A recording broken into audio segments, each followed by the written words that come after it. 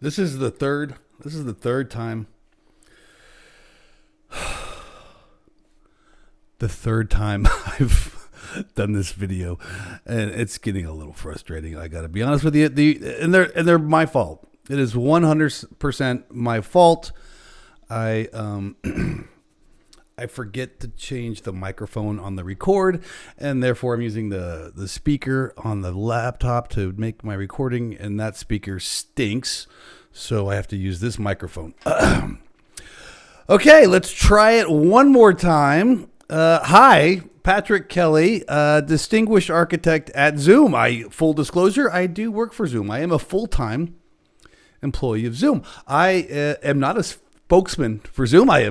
I'm not a figurehead for Zoom by any means. I just like to talk about cool technology, and a lot of times that deals with Zoom. And that's just like today. I'm going to be talking about, if you haven't guessed, the content camera.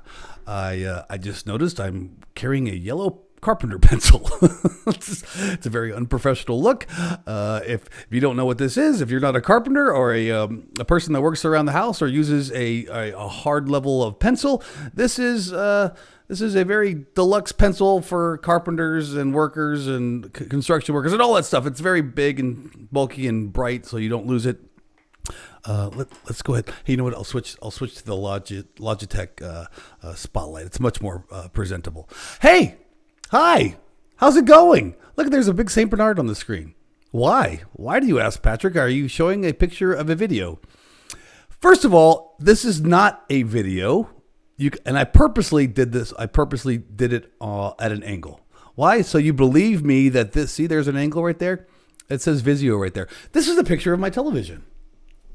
What? You might ask, why are you showing me a picture of your television, Patrick? The whole point is it's called content camera. A lot of times, we as people that are presenting in a virtual platform, I use Zoom, but Teams and WebEx and Rig Central, all those, you're presenting data from your computer, right? You're presenting your screen, you're presenting a video, an audio clip, a PowerPoint slide, a Google Doc, whatever that might be. You're sharing a screen and or a program. You're sharing it digitally to your audience, to the people that you're presenting to from your Zoom client. Well, there's a lot of times where you need to present data that is not digital. You need to present data that is beyond what's on your computer. Give me an example, Patrick, you might ask. I'm giving you one right now. What if I wanted to show you a television program that's not on air, right? I like, hey, look, if I wanted to show you a screen that's across the room. I literally have a Logitech C925E camera connected, and it's pointed at my screen across the room. I am then sharing that content with you through my second camera. My first camera obviously is the one you are looking at right now. This is my second camera. This camera allows me to share content. Why might you do that again beyond the screen? Give you another example, Patrick. Okay, say you're an educator. Say you are a presenter and you're presenting a document, a physical document, a piece of paper. You can't share that with your audience unless you have a content camera.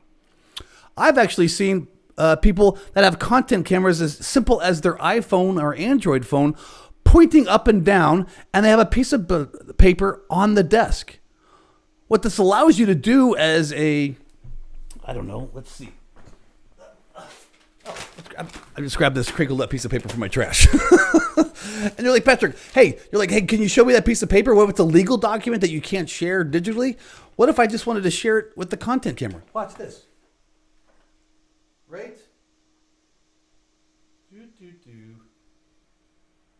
I can actually share that. That's a very horrible example. I could share that piece of paper with you. I could really turn that camera in portrait mode and then share this piece of paper on that content camera. I could share it here too, but you missed the point. By the way, it's apparently from my realtor when I bought this house. That's the point, is that you could be any document. Maybe it's a third grade class document that you need to share virtually. You're a professor at a law firm and you need to share a piece of legal tort that you are. That's a fancy word right there, right? My sister's a lawyer. What if you need to share like a whiteboard? Like what if you're in a room you're in a physical conferencing room, and there's no cool, fancy, like neat board or Surface hub board that you can write at a digital level. Or maybe you don't want to share you can obviously share a whiteboard application via Zoom as well. You can do that. But what if I'm in front of a physical whiteboard and I'm drawing on that whiteboard and people in the room are collaborating on that whiteboard and I want to share that content with my audience? Perfect example. You could point a content camera at that whiteboard.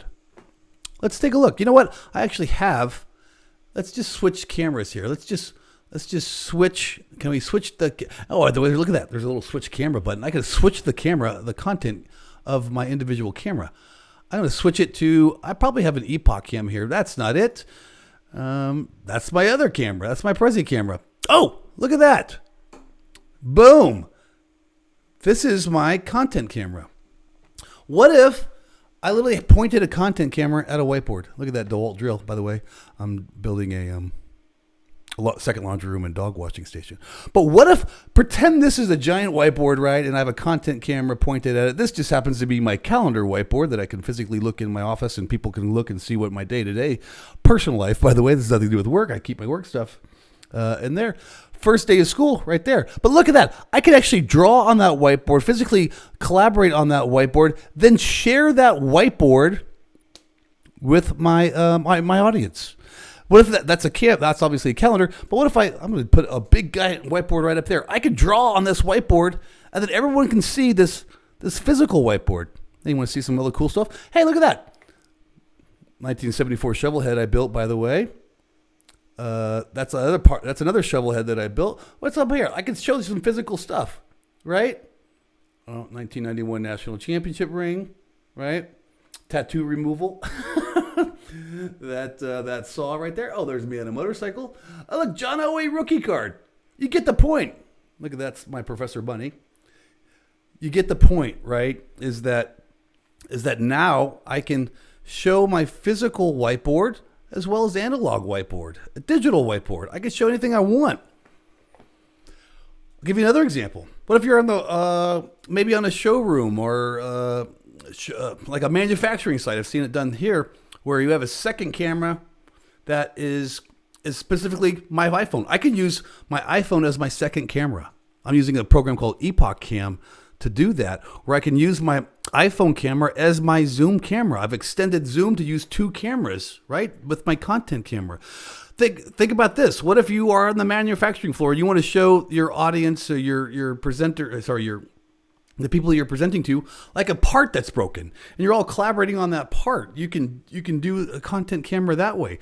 You can have somebody showing the second camera on that part, and you can all work together. I don't know. The options are limitless. You come up with whatever workflow you want to do. I'm just coming up with 3 or 4 examples of how I would use a content camera. And you're like, Patrick, how do you start this content camera? Here, well, I'm going to stop my share. I'm going back to my regular. Oh, holy cow! Did you see this? Look at this. Look at that. This is my background that I changed, the tattooed nerd. Look at this. There's a little camera feature. You can change the background image of your Zoom home screen. Did you know that? I didn't actually know that. I know it sounds simple. I had no idea you could do that until last week. I changed it from the default. It's like a greenery thing, right? It's like flowers or something, plants. But I actually changed it to my Tattooed Nerd YouTube page. No, that was a shameless plug. Yes, I admit it. Anyway, here's how you do it. I go to share screen. Typically, it opens up with the basic one, where it just shows you you have the ability to share all of your desktops, also whiteboard, as well as maybe from your iPhone or iPad. You can share it. You can share it that way through AirPlay as well.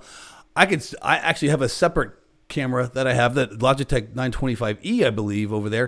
And if I go to advanced right here, it opens up default by the basic. If I go to advanced and then I go right down to here, content from second camera. This is where I can actually enlist the help of a second camera. I double click that and boom, I have my second camera.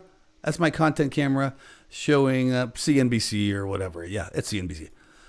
How cool is that? It's just a cool idea about content camera, the ability to utilize two different cameras for the same meeting. Only Zoom, right? Only Zoom. Innovation at its finest. Anyway, hope you enjoyed that.